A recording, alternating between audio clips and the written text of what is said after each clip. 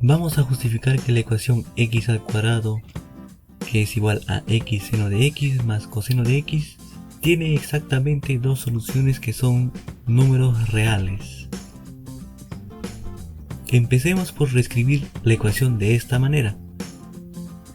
Hemos colocado todo lo concerniente a la variable x al lado izquierdo de la igualdad, dejando al otro lado al número 0. Con la parte izquierda de la igualdad vamos a definir una función f para analizarla. Empecemos buscando los puntos de extremo, es decir, los puntos de mínimo o de máximo.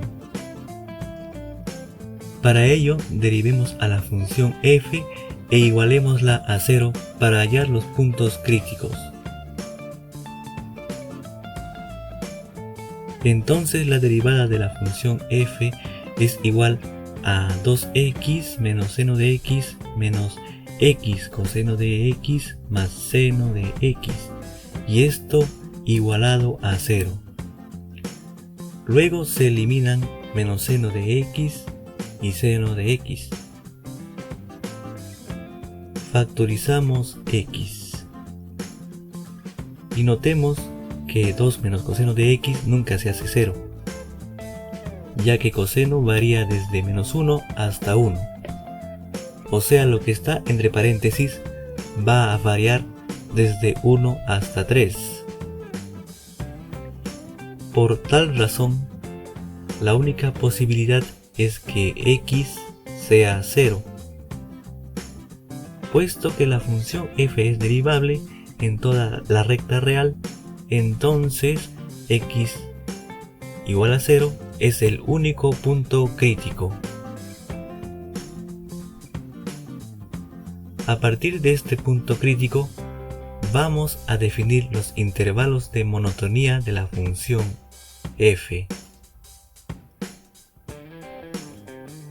Tenemos hasta ahora la función f, la derivada de esta función y el único punto crítico, que es x igual a 0.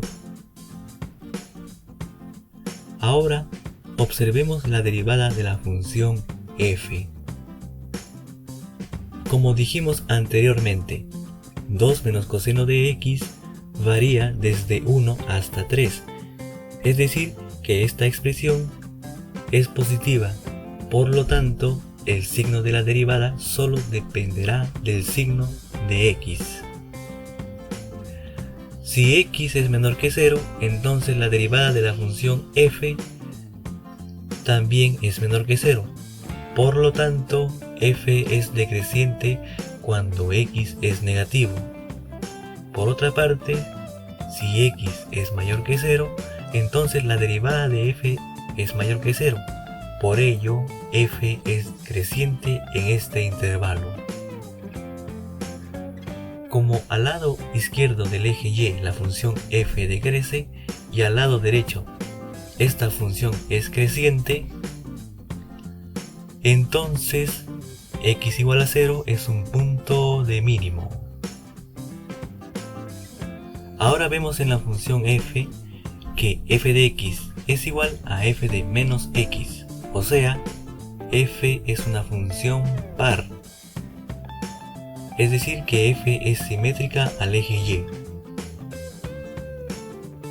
Recuerden los siguientes datos.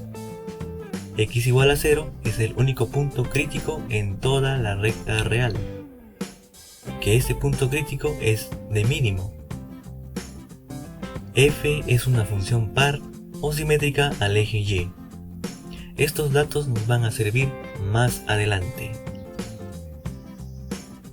Ahora vamos a mostrar que no pueden existir más de dos puntos positivos, los que llamaremos x1, x2, x3, etc., tales que f evaluada en cada uno de esos puntos sea 0. ¿Por qué elegimos solo los números positivos?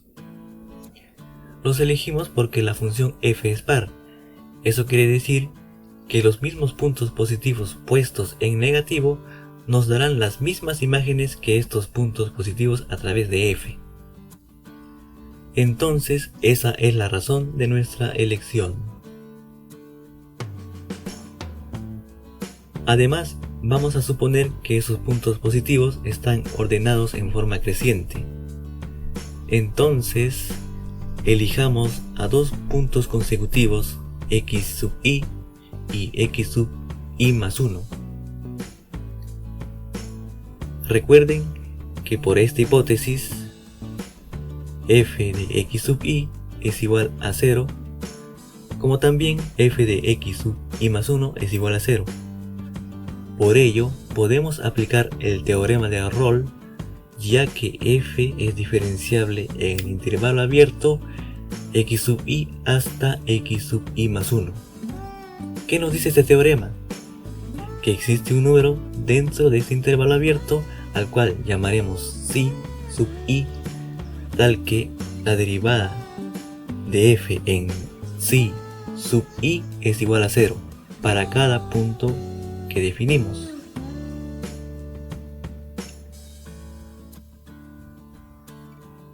Entonces, esto significaría que deban existir más puntos de extremo, es decir, que psi sub i representa a esos puntos de extremo. Pero como se dijo antes, x igual a 0 es el único punto de extremo de la función f. En conclusión, no pueden existir más de un punto x sub i tales que f de x sub i sea igual a 0.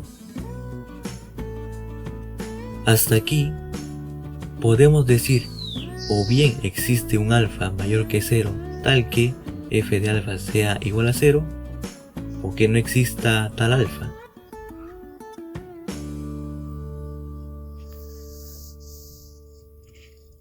Vamos a probar la existencia de ese número alfa.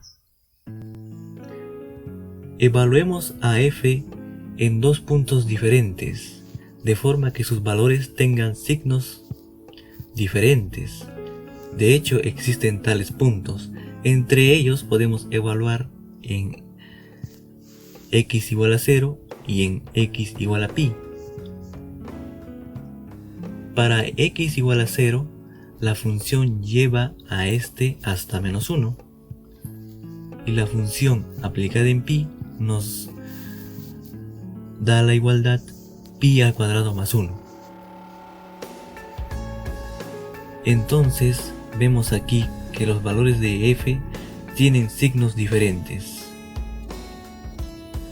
y como f es una función continua en toda la recta real, entonces ha de existir un alfa entre 0 y pi que cumpla que f de alfa sea igual a 0.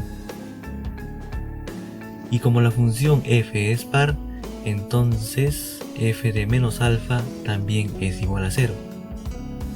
Por lo tanto, alfa y menos alfa son las dos raíces de la ecuación propuesta y además son únicas.